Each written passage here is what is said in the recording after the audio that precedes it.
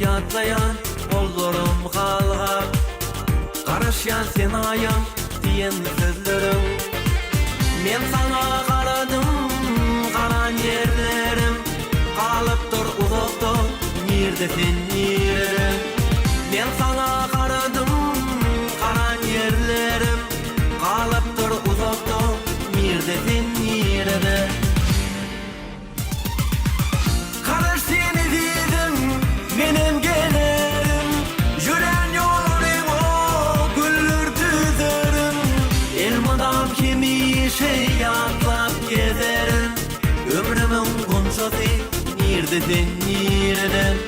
Elmadam kimi şey atlap gezerim Ömrümün gonçası nerede sen nereden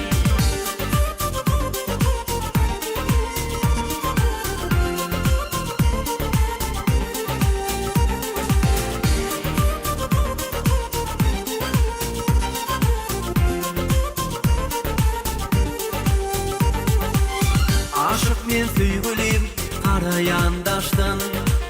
Geceler uklama gözlerim yaştın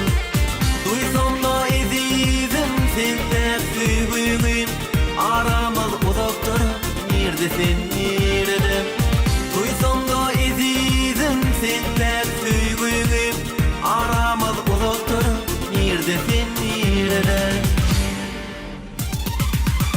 Karış seni dedim benim gelirim Yüren yollarım o güllür düzerim Elmadam kimi şey atlap gezerim Ömrümün gonçası nerede sen nerede